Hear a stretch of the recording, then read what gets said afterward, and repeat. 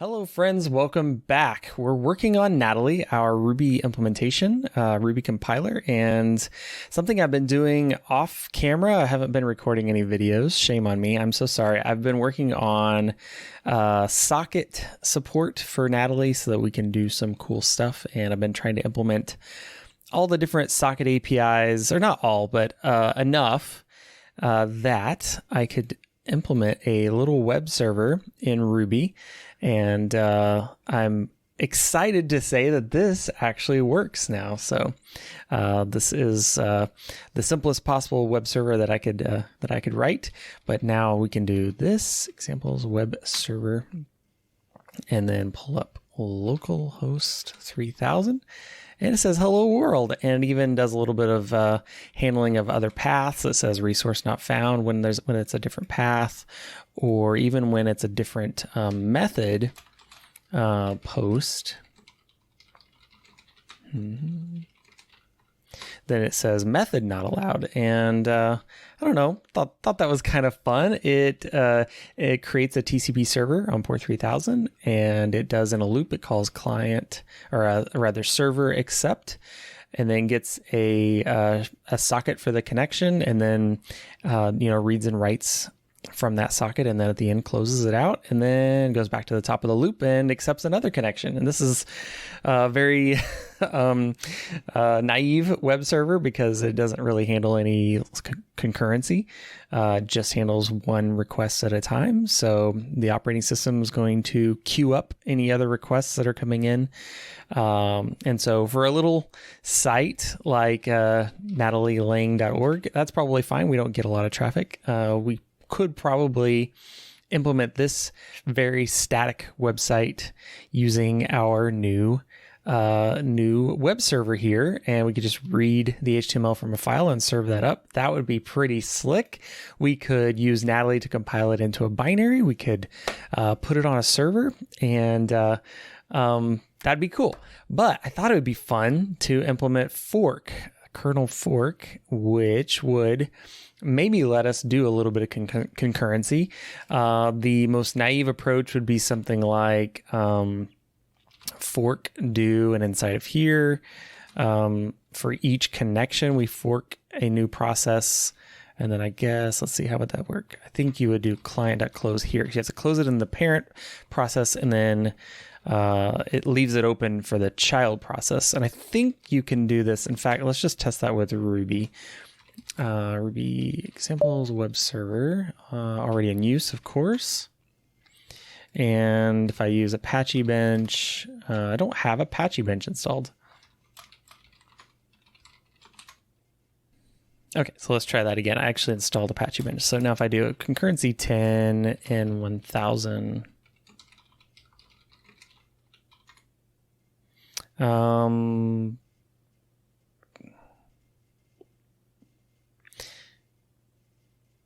it's going to be kind of hard to tell this way, isn't it? So maybe I should do a sleep inside of each thing.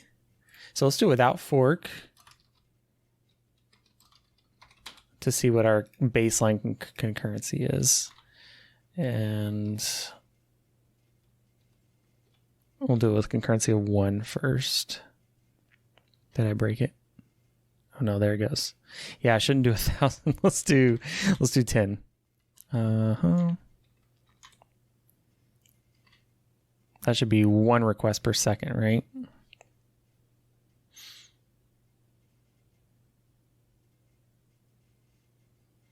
Yeah, 1 request per second. But if I go over here and I do the fork thing, restart that and run that, this should still be 1 request per second because my concurrency is 1. But if I do concurrency 10, it should only take about a second.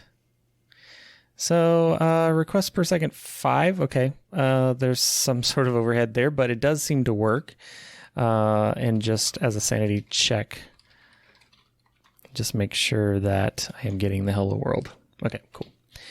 So that's one way of doing a forking server. I think this is a little bit dangerous because if you get a lot of traffic, it's going to spawn a lot of children. So I believe a better way of doing it is to pre-fork all of your children, and some Unix neckbeards out there can correct me if I'm wrong.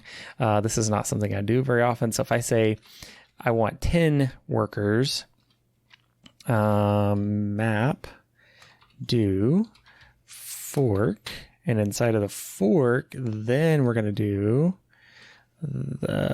basically this. Oh, with the loop. Yeah, with the loop. So we're going to stick this in here. And then we'll close this. We'll see. Yeah, I don't need to close anything because each forked child is creating its own client object. It's accepting its own connections. So I have 10 of these, and then I think I have to do process.wait all. Let's try that. Yeah. So does that still work? Yes. And if I do concurrency of 10, kind of worked, kind of broke. I did get basically 5 requests a second, so it worked essentially the same, except I had that weird error. Is that just a fluke?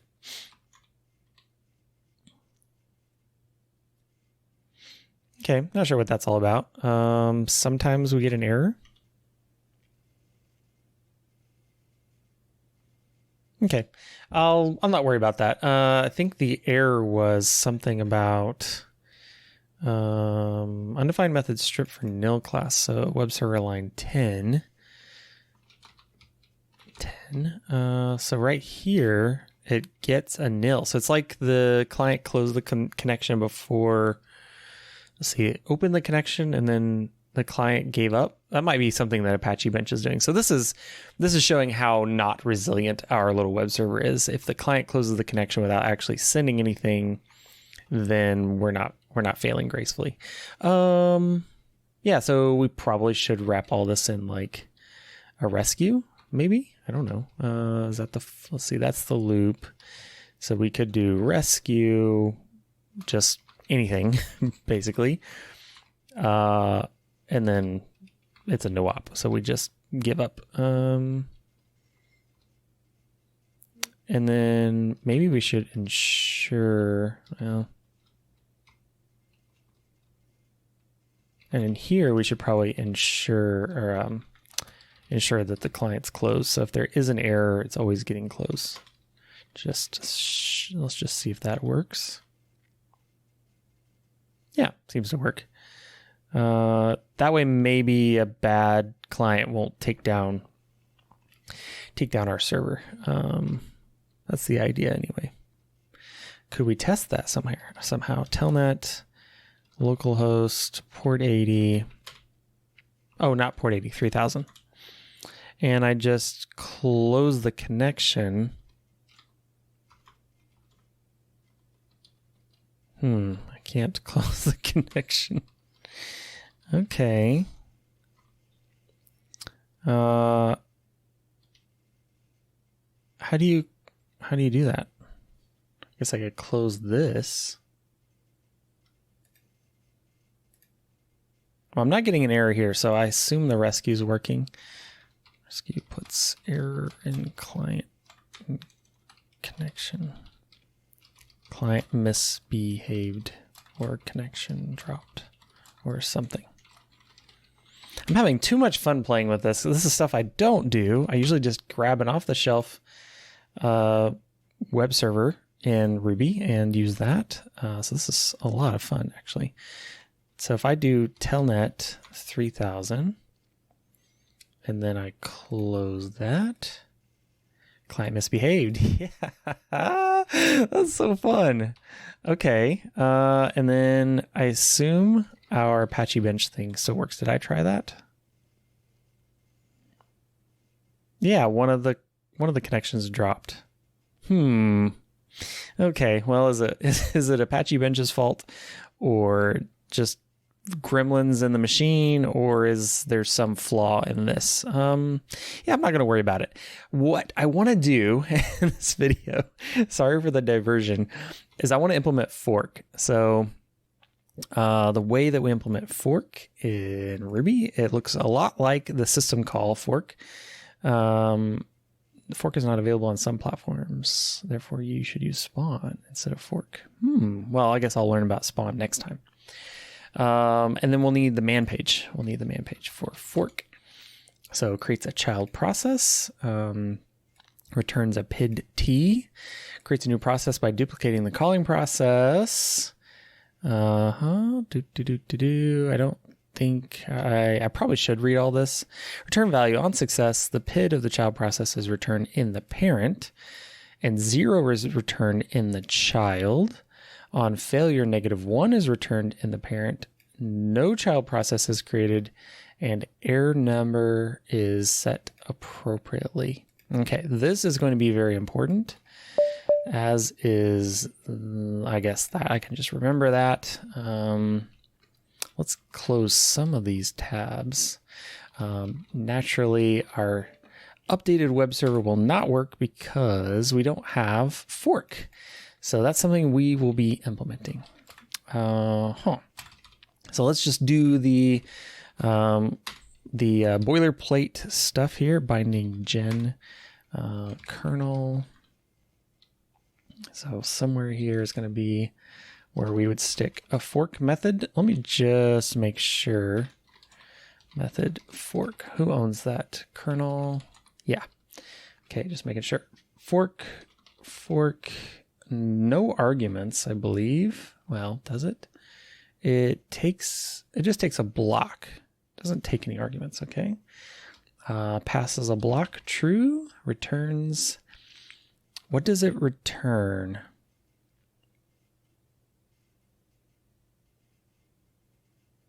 Integer or nil? Yeah, so that'll return an object. Okay, so there's that. Kernel, object, kernel, module.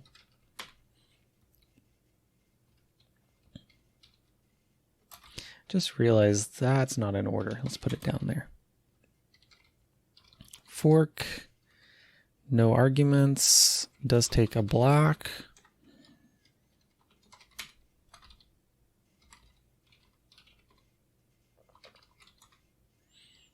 Let's stick this right here. Fork takes a block. And let's just return nil object for now. Okay. So I'll need some sort of test, right?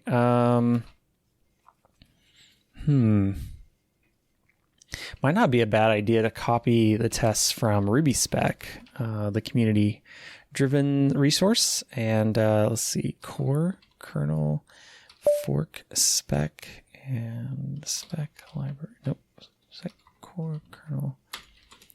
Cannot load such file. Shared process fork. Do we really want to implement RMR? What could go wrong? What's the dealio, temp bad path? A few moments later. Yeah, well, I'm just going to make my own tests because I don't want to figure out all the stuff going on in Ruby Spec land right now. I just want to make a video. I just want to have some fun. Test Natalie flow test. Let's just use that. And we'll make this a fork test. Fork. And we'll make this kernel fork because that's the one I want to use. That's this one. Method fork. Which is the instance method. There apparently also is a kernel fork and a process fork. And I don't care right now the differences. I assume kernel method fork and this is not the same thing. Cool. It creates a child process. I mean, what's the simplest possible test we can do? Where we say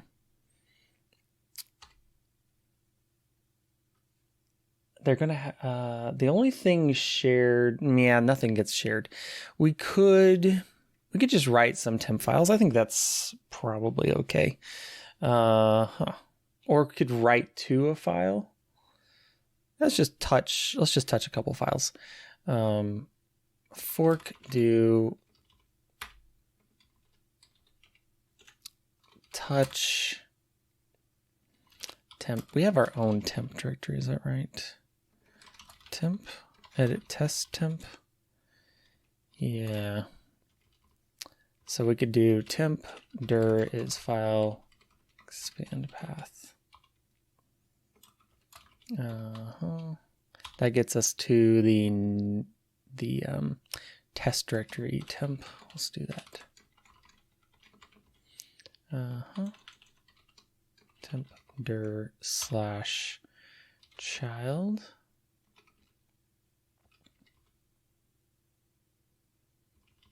For do, let's just remove these files.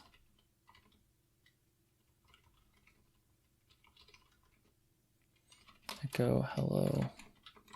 I know this is very Linuxy right now, but I don't care a lot about Windows right now. I'm sorry.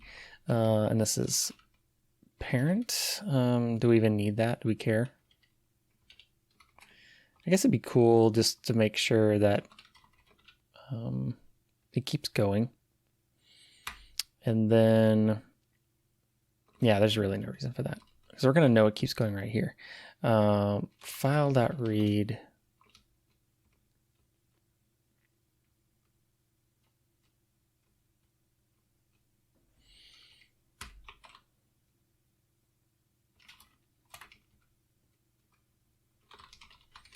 I can't make up my mind how I want to structure this, so I'm just going to keep playing around with it. At path. Maybe something like that. Path should equal hello. We'll just strip that off. Strip off that new line. Tempter. What do you do not find constants this way within a block. Well, just bite me. Okay. Requatch. No such file or directory. Well, that's exactly what we would have expected, because fork does nothing. PID equals... Actually, we'll go ahead and make another test while I'm thinking about it. It returns the child PID equals PID should be, let's see, be instance of, be kind of, I forget. Be a kind of. Oh, come on. Test support spec. Kind of. Be kind of. There we go. Of integer. Should be greater than 0. I think that's how you do that. Yeah. Let's just try that. No such file or directory. Nil should be kind of integer. So what we can do too is run this with regular old Ruby and make sure that it passes there. It doesn't because I don't know what I'm doing. Creates a child process, returns the child PID. Maybe it ran too fast. Maybe I have to do process.wait all, which means I'm going to have to implement process wait all.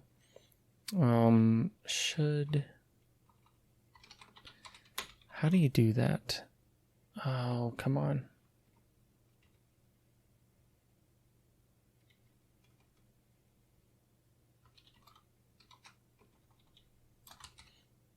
Should greater than. How do you do that?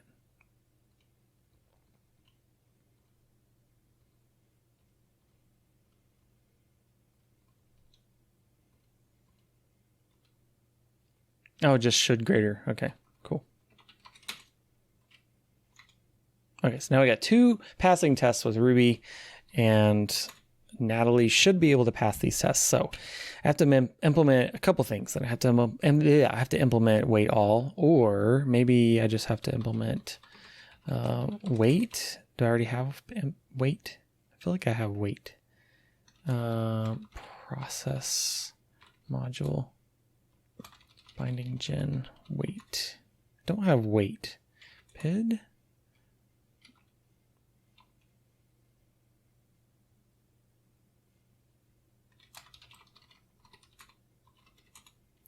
Yeah, we do have weight. That'll work. We'll just use that. And PID, yeah. We'll get the order of our tests failing right. Nil should be kind of integer. That's the one we can work on. Kernel module CPP. So we'll go back to our man page. We want to call fork and we want to get a PID-T. Auto PID is fork. And I guess, do I need to do it like that? Maybe. So if PID is -1, I think that's what it said down here. So if it's -1, no child is created and error number is set appropriately. So we'll just do env raise error number because we already have a thing for that. If PID is 0, what does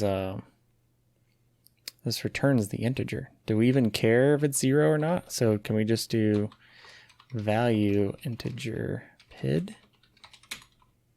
Surely it's not that easy, right? Oh, why does that look so funky? 0 should be greater than 0. It's running it twice or something. What is happening? Returns the child PID. Fork test 22. If I run it with Ruby, it works fine. But I run it with Natalie. Huh. Pen Natalie, test Natalie, fork test. So really? Oh, both? Okay, I think I know what's happening. Both the child process is calling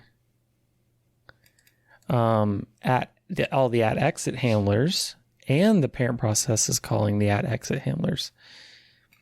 I can't quite explain this stuff. This looks a little funky, but I can see two distinct runs. So I want to say that I need to figure out run @exit handlers. So I'm guessing when the child process finishes, it does not run the @exit handlers. Cool.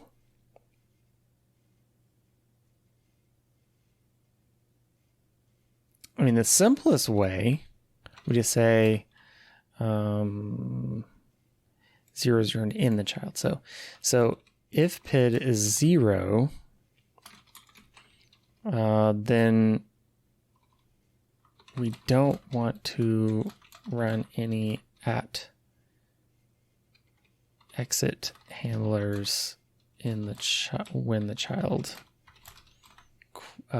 finishes. Let's say exits. Okay, so maybe the simplest way would be to env global set nat @exit handlers is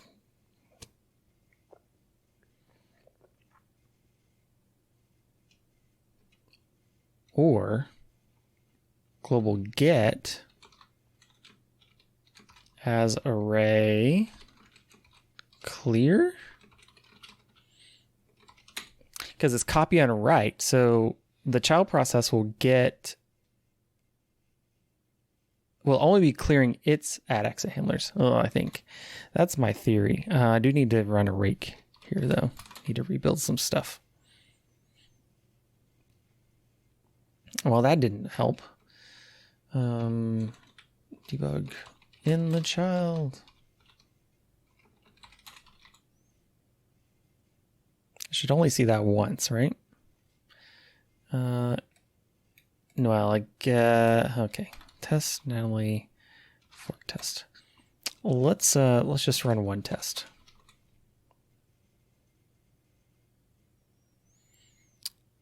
in the child only prints once, but somehow the exit handlers are still running. Okay, so let's figure out how we do add exit handlers. Not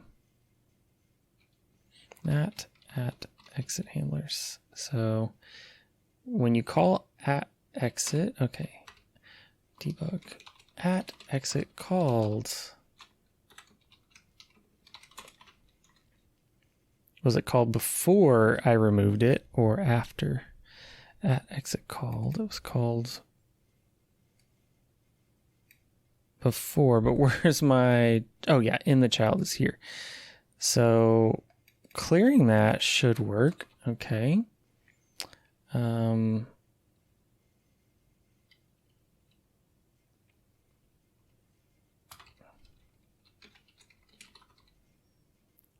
Where do we do the work here? Somewhere here. Run at exit handlers. Debug running at exit handlers. And that would be at exit handlers size. I would expect to see 1 and 0 running 1 at exit handler. Okay.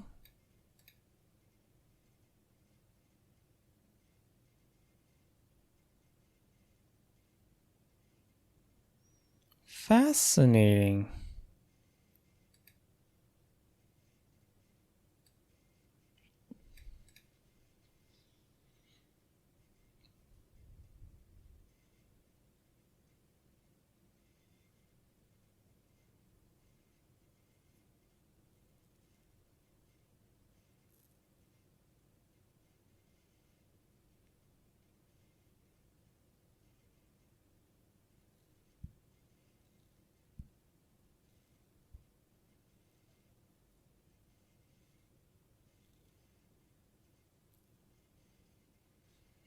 In the child.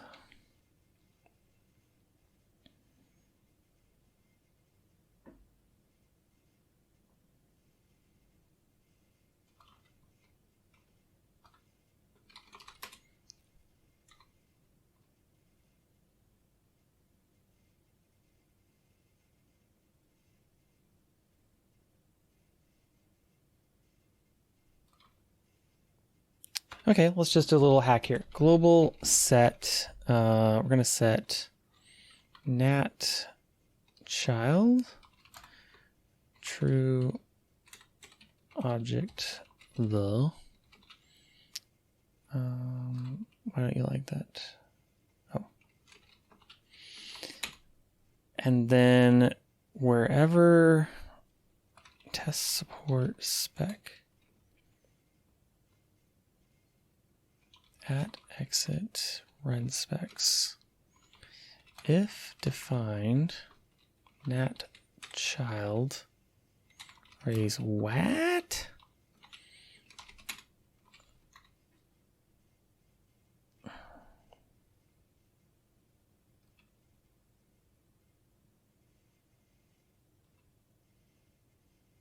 Okay.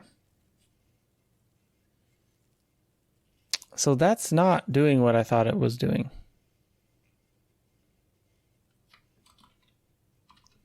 It's not actually running the at exit handlers. Ugh. What does it mean? What does it mean? What does it mean? I'm so confused. Okay, before we did this, hold on, let's put this back. Put that back, put that back. Were we running the at exit handlers before? No, we were never running the at exit handlers. Bizarre.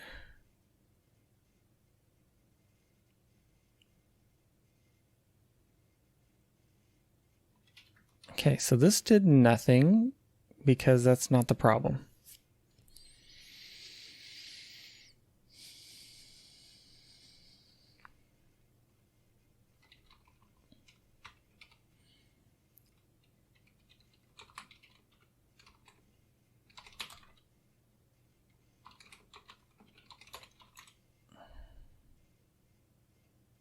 making sure defined is working like I thought it should.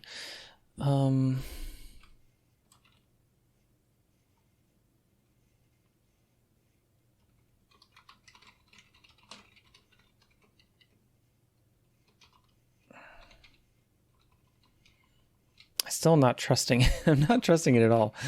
Integer PID.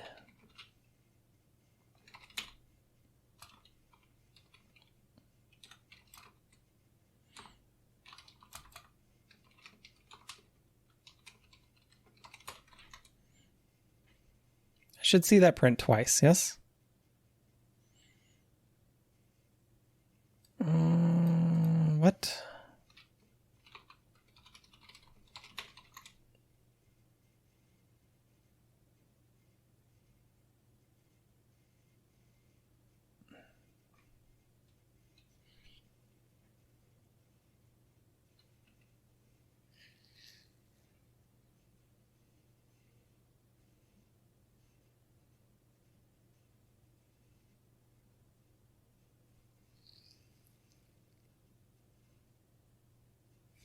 Does this make sense to you? Does this make any sense to you? Okay, let's review the facts. We're running our test suite twice. Our test suite runs when there's an @exit handler. It runs at the end of all the code. It's only running.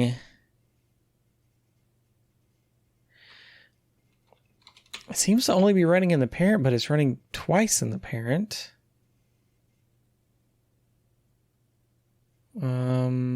This is never getting set to anything but nil.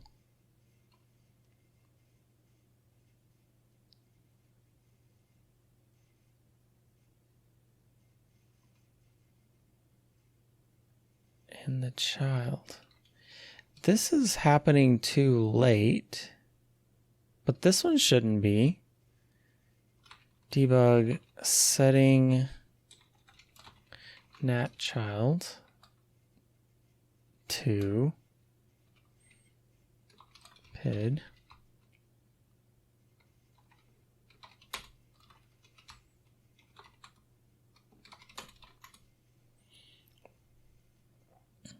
This is some solid puts debugging. The child is nil. Setting that child to, I guess that's the PID, but it's setting it after we're running the specs. Oh. Okay. Okay, I'm just doing things out of order. That's the problem. So let's get rid of this. By the time we get to here, okay. Test nat fork test. By the time we get to this call, we are running the specs, of course. That's embarrassing. But I'm leaving it in. You get to see it. We're already running the specs, so both things are, oh man, that hurts. That really hurts. So both the parent and the child are running the specs, I think. How do I keep that from happening?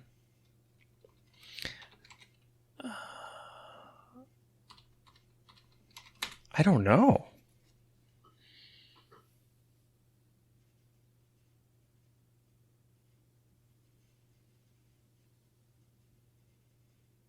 Ruby does it somehow. How does Ruby do it?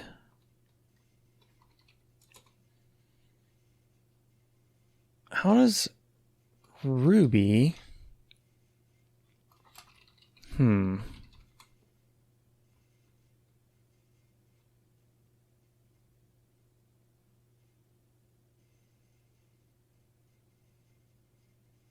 This hurts my brain.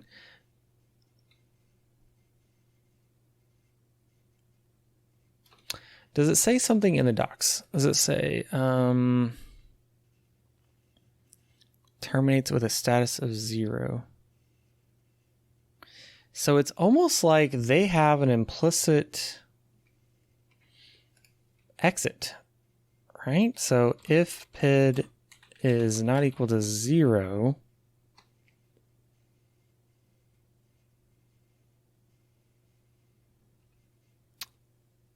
yeah, okay. So we have to run the block, and then we have to... Okay, I got it.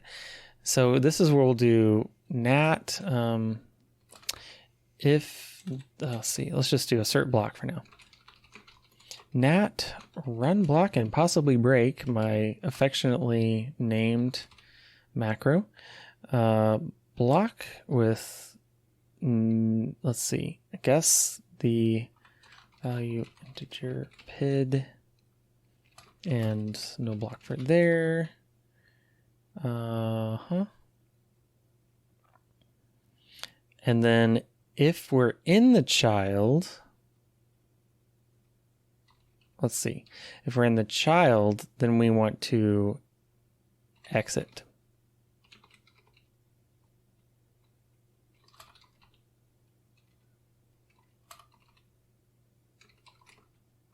There we go. I don't know. Feels a little weird. That's cool. Called. Let's get rid of that. Don't need that. Running at exit. Get rid of that. Break watch. Okay. I think some things are starting to work now because I actually put my brain power to use. CPP fork. Okay. This is working. Cool. Yeah, I guess I hadn't thought about this part, but I think that makes sense given that this says, and it terminates with a status of 0. Because it just runs the block, it doesn't keep running other junk. Otherwise, a fork call returns twice, once in the parent, returning the parent ID of the child, and once in the child. So otherwise meaning if there's no block. Returning nil, not 0. Okay. So, wait, say that again. Once in the parent, returning the process ID of the child, and once in the child, returning nil. Okay, so if there's a block, then we want to do this. But only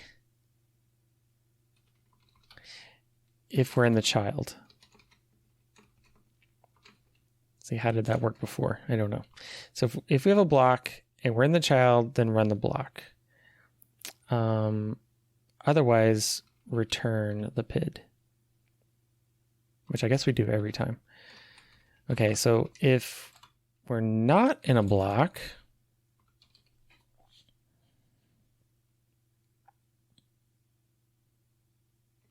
man, I don't know. This just reads a little bit better if I do it like this, I think, even though it's going to be redundant. I think it'll be easier to read. Parent, child. So if PID is 0, child return, what's the child returning nil? Nil object the, else parent, and this is just redundant, I know, but at least it reads okay. I just wrote a bunch of code without writing any tests to go with it. So nat not yet implemented. That should not fail because we're not using it. Okay. Context with a block. Okay. Context without a block. Creates a child process. Oh, I know how this is working because we did an RM. Yeah, before do rm path.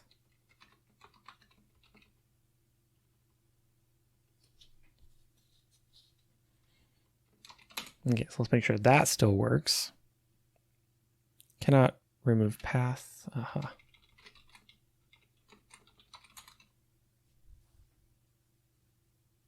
No such file or directory. So it didn't actually work.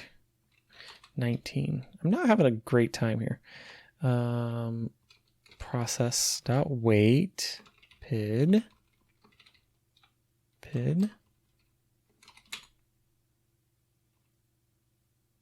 Okay, this test and this test are almost identical. Creates child process and returns the PID, and we'll just say these can go up here. So we don't need two tests that do almost the same thing. Okay, this is actually working. Whew. So we can probably just do this here. So down here, it creates a child. Let's see, creates a child process with given block and returns a PID. Child process and returns PID. It sounds very similar. The child process can exit using kernel exit to avoid running. Okay. So,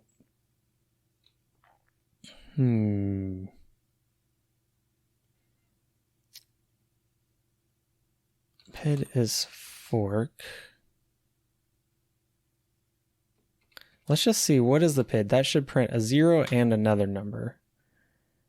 Right? Not yet implemented. Okay. So we are getting into that branch.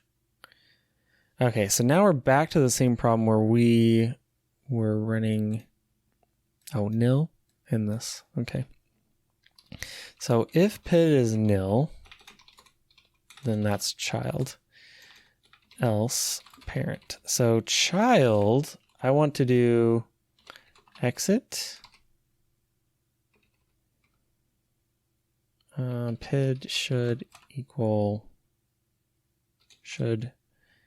be kind of integer. Let's just copy this.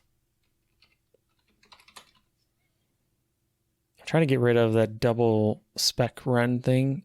Undefined method exit.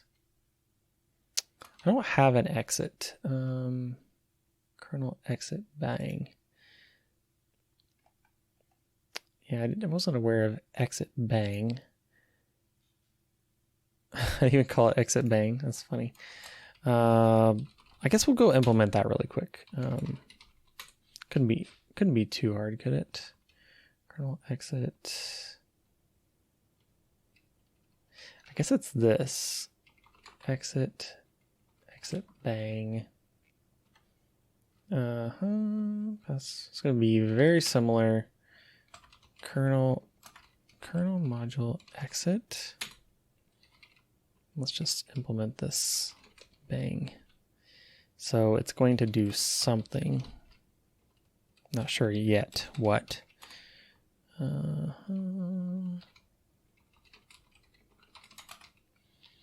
Okay, so exit bang is going to do almost the same thing.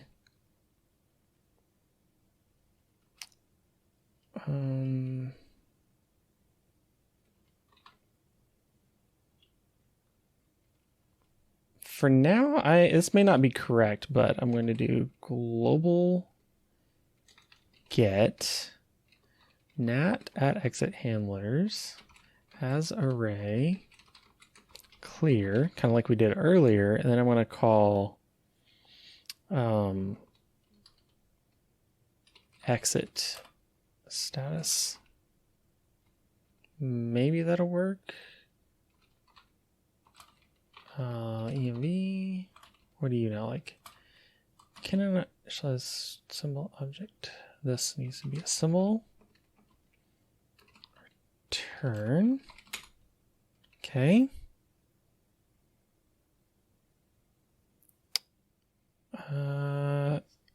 Raised a system exit.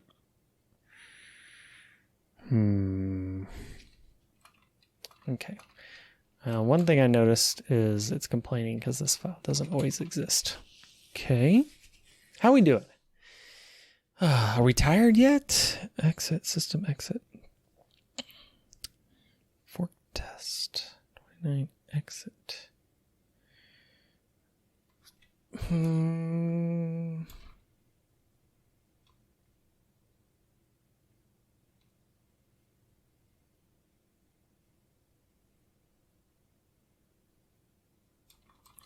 Wait a second. I think that regular exit doesn't work either. I don't think I've ever called that. Yeah. Oh, I know what the problem is. We shouldn't rescue system exit. IRB system exit superclass is exception. System exit should be different. Test support spec rescue exception. If E is a system exit, then just raise it, I guess. Like, yeah. Okay. Ooh, it's working. What can I test in here?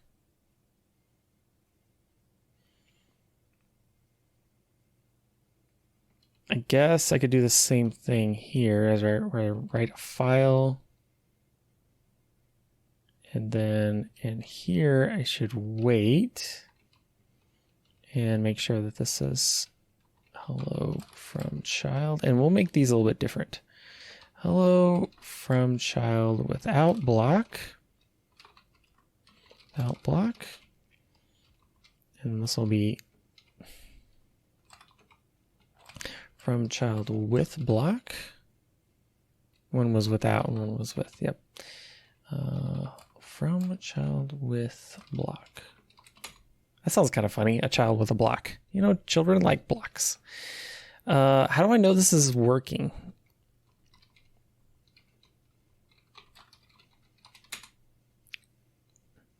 Like, how do I know that these tests are running in both sides? I feel good that this one's running. Yeah, I just kind of have to trust it, huh?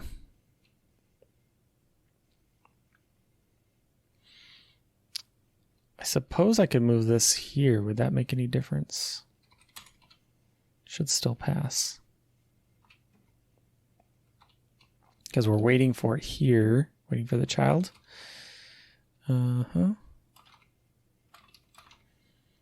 Okay. Well, I think that works. Let's see if our little web server works. Web server. Undefined method wait all. Okay, we don't have wait all. But either implement it. That's not a thing. Okay.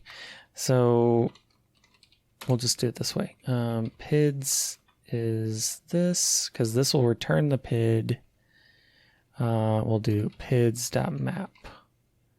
PID. Does that work? Address already in use. PSAUX grep freebie. Server?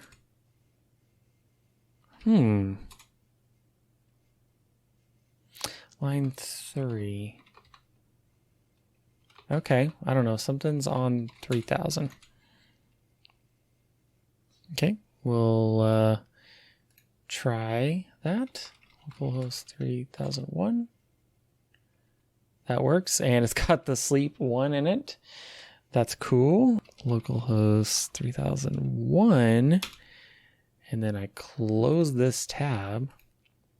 Yeah, client misbehaved. Oh, it's working just like in Ruby. I don't know why I always get surprised when that happens. We are implementing a Ruby after all, but that's dope. That is so dope. I guess we get to commit our work. Oh, this might not be the best way to do this, but You know, I can work on that later. At least for now it works. Cool. Well, let's put this back to 3,000. I don't know why it wasn't working before. Definitely think something is left grep 3,000.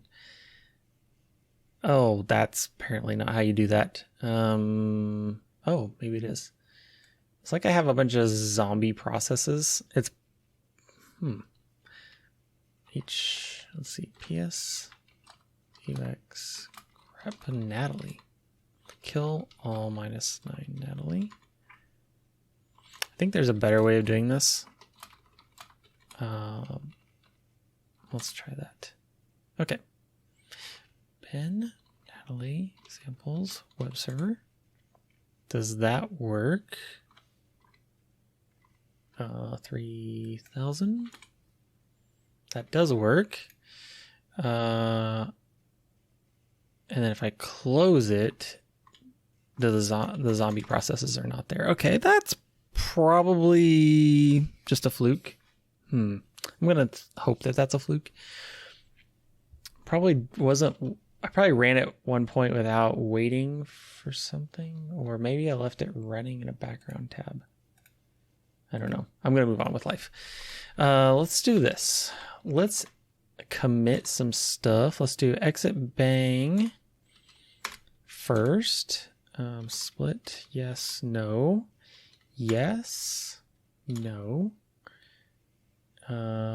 Yes. I'll say add kernel exit bang or exiting without running any exit handlers. Okay. Nope. Yes. Yes. Yes.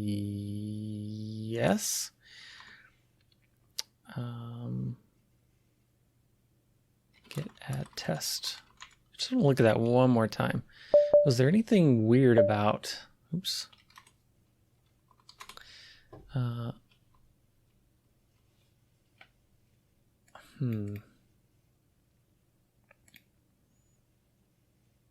Yeah, I think that reads pretty well. And this is all that time spent implementing what turned out to be pretty simple code. I think it was just wrapping my brain around the idea that the process splits into two, and then there's these two paths that are running in parallel. It's so weird. It's a weird concept. It's really wild, but elegant and beautiful.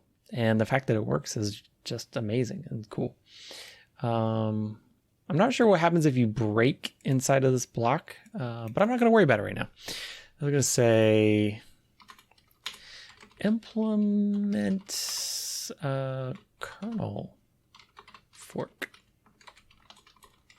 And then we're going to say update example web server to use. Oh, I should probably get rid of the sleep. Should I? Is the sleep pretty cool? Or is it confusing and just makes it look slow? Yeah, I'm thinking that we should probably remove the sleep. Update example web server to use forked workers. Cool. Sleep. For testing concurrency easier. So let's see. For more easily testing concurrency.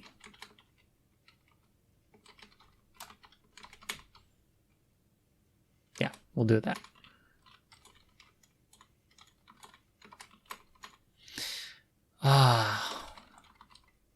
Just going to run the whole test suite and come back after that's done, and then we'll push it all up to the server. Oh, so cool. Well, everything passed. That's cool. Pushing it up, and I'm stoked. We have a real-ish web server. Okay, it's not real. It doesn't really handle errors too well. It doesn't really gracefully handle weird stuff, I guess. It does rescue the error and keep going.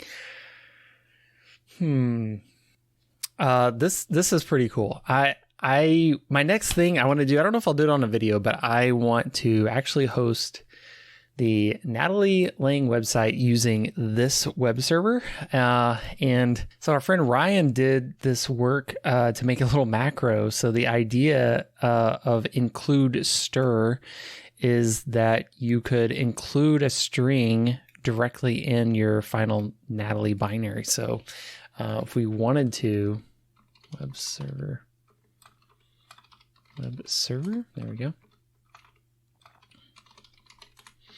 So if we wanted to serve up, instead of hello world, I suppose we could serve up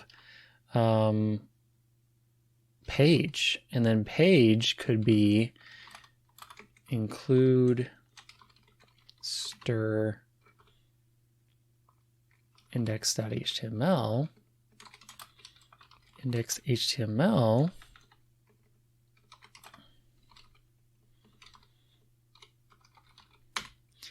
could be, let's see, how do I do this? Read from a command, curl, silent, https, natalielang.org. If I put that there and save that, now, does it work? Maybe, I don't know. Localhost 3000. It does kind of work. It doesn't have any of the styling because that's a separate request, but that, it just need to do it for a couple of style sheets. But the cool thing about that, of course, is, and the beauty of Natalie is that now we can say Natalie Lang website, create a binary file. Natalie Lang website is a 64-bit Linux binary that I can put on the server and run it like that and load the web server from here. That makes me pretty giddy. That's pretty cool. That's pretty cool. Well, I don't know if this video was as fun for you as it was for me, but I always enjoy hanging out, and I hope to see you in another video soon. Bye.